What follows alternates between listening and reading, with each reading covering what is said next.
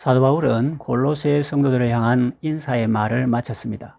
그리고 그는 곧바로 하나님께로 자신의 마음을 돌렸습니다. 그는 하나님께 모든 초점을 맞춥니다. 그리고 감사를 드립니다.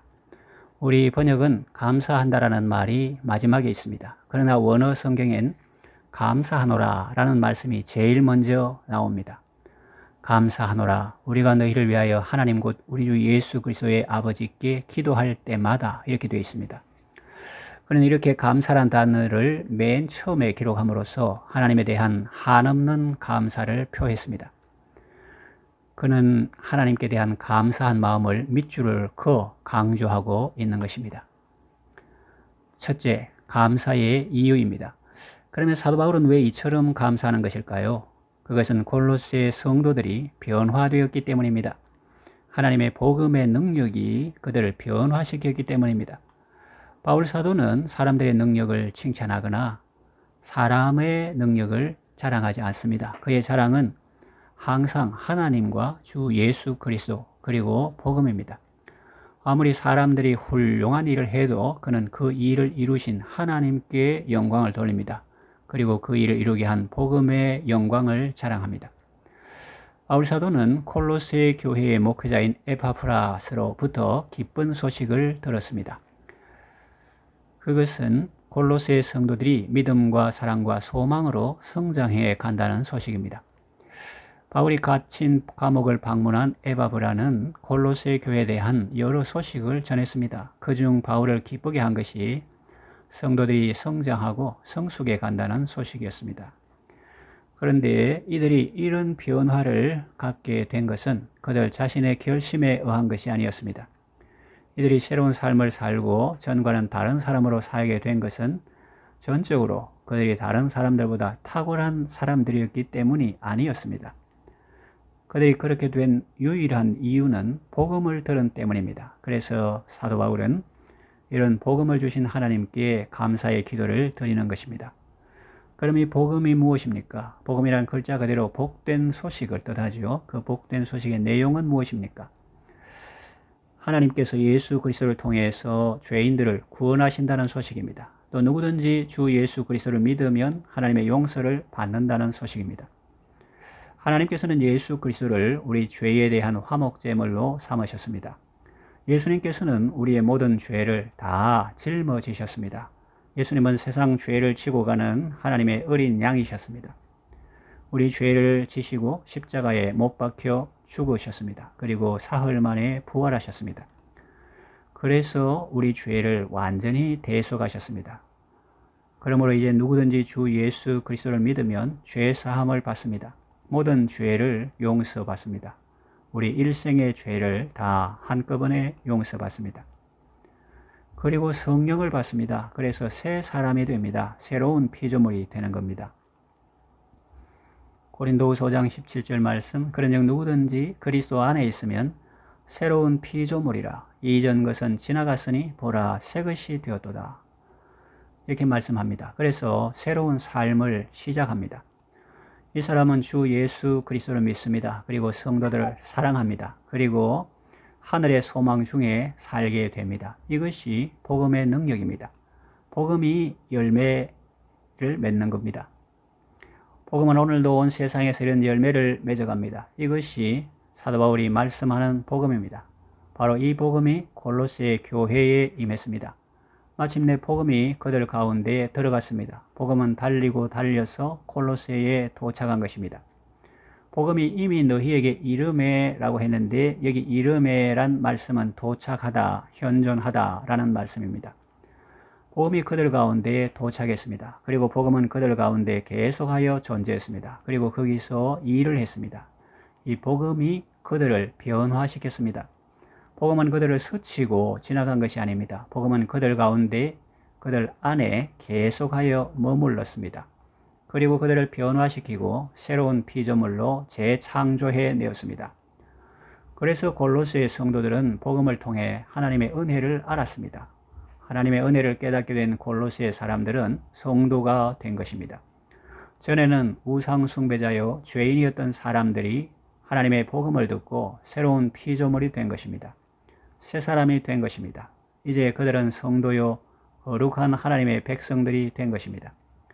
사도 바울은 골로새 성도들에게 임한 이런 복음의 능력을 보고 감사하며 기뻐했습니다. 오늘날에도 복음은 능력이 있습니다. 믿는 자를 구원합니다. 새로운 피조물이 되게 합니다. 사람의 본성을 바꾸어 놓습니다. 옛사람을 죽이고 새 사람으로 태어나게 합니다. 오직 복음만이 인류를 새롭게 하고 죄인을 변화하여 새 사람이 되게 합니다. 이 복음이 우리에게 왔습니다. 이미 왔습니다. 그리고 우리 가운데 역사합니다. 그래서 우리가 구원받았습니다. 새로운 피조물이 되었습니다. 이 얼마나 놀랍고 감사한 일입니까? 그러니 여러분들은 복음의 능력으로 인해 기뻐하고 감사하며 사시기를 바랍니다. 둘째는 감사의 대상입니다. 사도 바울은 기도의 대상을 단순히 하나님이라고만 칭하지 않았습니다. 그는 하나님을 우리 주 예수 그리스도의 아버지라고 다시 밝히고 있습니다. 자기가 감사와 기도를 드리는 분은 우리 주 예수 그리스도의 아버지라고 하십니다. 사도 바울은 하나님을 우리 주 예수 그리스도의 아버지라고 명백히 말씀합니다. 그는 이 말씀을 의도적으로 사용하고 있습니다. 왜냐하면 사도 바울이 이 편지를 쓸 당시에 골로새 교회엔 각종 이단들이 침투해 있었기 때문입니다. 우리는 이 서신서를 배우면서 앞으로 이들이 어떤 주장을 했는지 알게 될 것입니다. 그리고 이들의 주장이 오늘날에도 변함없이 주장되는 말들임을 알게 될 것입니다. 단지 언어와 형식만 바뀐 채 그 본질은 동일한 사상이며 주장임을 알게 될 것입니다. 골로새 교회 안엔 다양한 이단들이 침투해 있었습니다. 그중 어떤 이단들은 다른 하나님을 주장했습니다.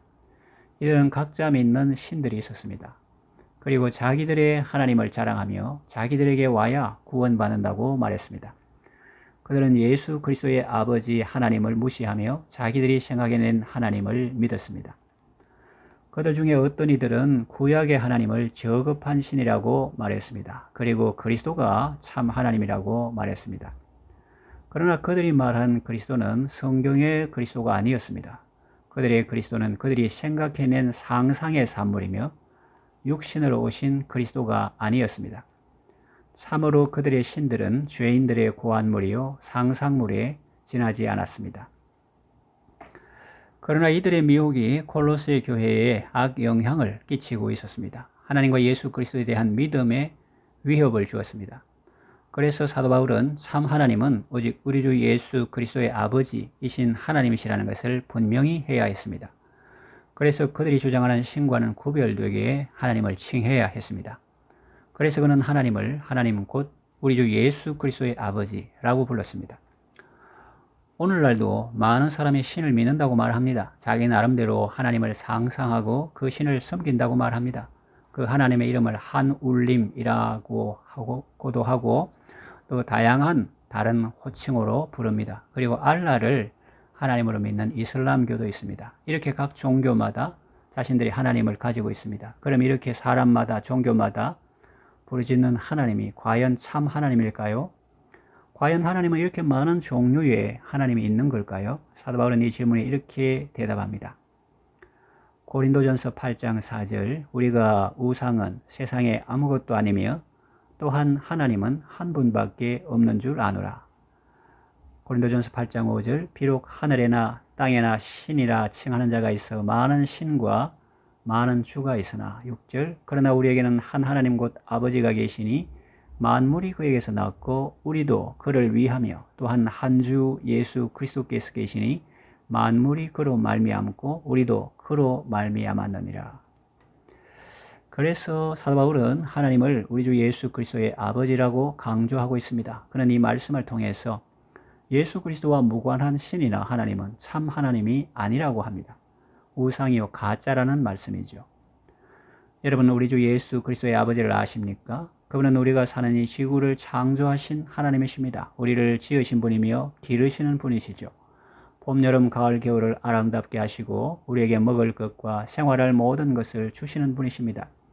그분은 아브라함과 이삭과 야곱의 하나님이십니다. 그분은 모세에게 말씀하시고 엘리야를 들어 올리신 하나님이십니다. 그리고 자기 아들을 세상에 보내신 하나님이십니다. 그리고 우리 죄를 위해 자기 아들을 십자가에 못 박으신 분이십니다. 그래서 우리 죄를 용서하시고 구원하신 하나님이십니다. 이 하나님이 우리 주 예수 그리스도의 아버지십니다. 이 하나님이 참 하나님이십니다. 이분 외에 다른 신은 절대로 없습니다. 그러므로 타 종교의 미혹에 넘어가지 마십시오. 오늘날 어떤 이는 타 종교에도 구원이 있다고 말합니다. 예수님을 안 믿어도 구원받을 수 있다고 합니다. 심지어 사람이 신이 될 수 있다고도 주장합니다. 그리고 구약의 하나님은 전쟁과 미움의 신이며 악랄한 신이라 욕하기도 합니다. 여러분 확신을 가지십시오. 구약의 하나님은 진정한 하나님이십니다. 유일한 하나님이요 구원을 베푸시는 하나님이십니다. 이사야 45장 22절 땅끝의 모든 백성아 나를 앙망하라. 그리하면 구원을 얻으리라. 나는 하나님이라 다른 이가 없음이니라 라고 하시니가 우리 주 예수 그리스도의 아버지십니다. 여러분은 이 하나님을 믿습니까? 사도 바울은 오늘 이 하나님께 감사와 기도를 드리고 있습니다. 우리 주 예수 그리스도의 아버지 하나님이 그의 믿음과 감사 그리고 기도의 대상이었습니다. 여러분들도 우리 주 예수 그리스도의 아버지 하나님을 믿고 그분께 감사하시기를 바랍니다. 셋째로 감사의 환경입니다. 사도 바울이 지금 어디서 이 편지를 쓰고 있는지 아십니까? 그는 지금 옥중에서 이 편지를 쓰고 있습니다. 사도 바울은 로마 감옥에 2번 투옥되었습니다. 그 외에도 카이사랴와 빌립보의 감옥에 투옥된 일도 있습니다. 그는 이렇게 그리스도의 복음을 전하다가 여러 번 옥에 갇혔습니다. 그런데 1차 로마 투옥 때 쓴 편지가 넷 있습니다. 그것은 에베소서, 빌립보서, 골로새서 그리고 빌레몬서입니다. 그래서 이 편지를 옥중 서신이라고 합니다. 그리고 디모데 후서는 로마 옥중에서 썼는데 2차 투옥 때 쓴 것입니다.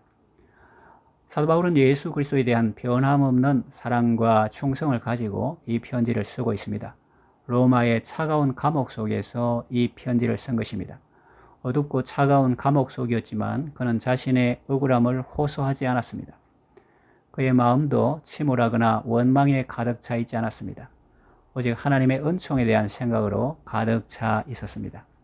그리고 주님의 몸된 교회에 대한 생각으로 가득 찼습니다. 그는 복음을 주시고 골로새 성도들을 성장시키시는 하나님의 은혜를 보았습니다.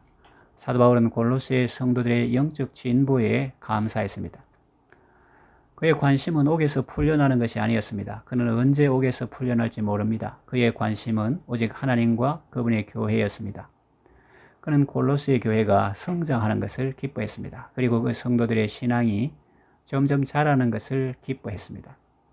그는 자신의 처지를 보지 않고 하나님을 보았습니다. 그리고 그분의 위대한 구원을 보았습니다. 그러므로서 그는 마음에 감동을 받았습니다. 그래서 하나님에 대한 찬사와 감사의 말이 터졌습니다. 우리는 이런 사도 바울의 신앙을 배워야 할 것입니다. 자신의 현실과 처지만 바라보고 탄식할 것이 아닙니다. 자기의 억울함을 호소하며 원망만 쏟아서는 안 될 것입니다. 우리는 우리의 모든 환경과 처지 속에서 하나님을 볼 줄 알아야 합니다. 자기의 고통과 병 중에서도 하나님을 보고 그분께 감사할 줄 알아야 합니다. 이것이 성숙한 성도의 모습입니다. 그러나 우리는 너무나 물질적이며 감각적인 것을 추구하는 경향이 있습니다. 그래서 하나님께 감사하는 것도 물질적인 이익을 얻을 때에 국한됩니다. 물질적으로 도움을 얻거나 손에 잡히고 눈으로 확인되는 물질적이고 가시적인 것들만 감사하고 있습니다. 그리고 자기의 이익과 직결되는 일에만 주로 감사하죠. 그래서 병이 나아야 감사합니다. 옥에서 풀려 나와야 감사합니다. 수입이 생겨야 감사합니다. 그러나 우리는 이런 감각적이고 물질적인 것에 국한되는 마음을 버려야 합니다. 자기 이익의 차원을 벗어나야 합니다. 어떤 때는 우리가 당한 고난 때문에도 감사할 줄 알아야 합니다. 우리가 입은 손해에도 감사할 줄 알아야 합니다. 그리고 다른 이와 관계된 일들로 인해서도 감사할 줄 알아야 합니다. 다른 이의 성공과 잘됨을 감사하는 성도가 성숙한 성도이기 때문입니다. 그리고 우리는 신령한 것, 영적인 일에 감사할 수 있어야 합니다. 복음으로 말미암아 우리가 변하고 우리 가정이 새로워진 것을 감사해야 합니다. 이런 감사가 성숙한 성도의 감사입니다.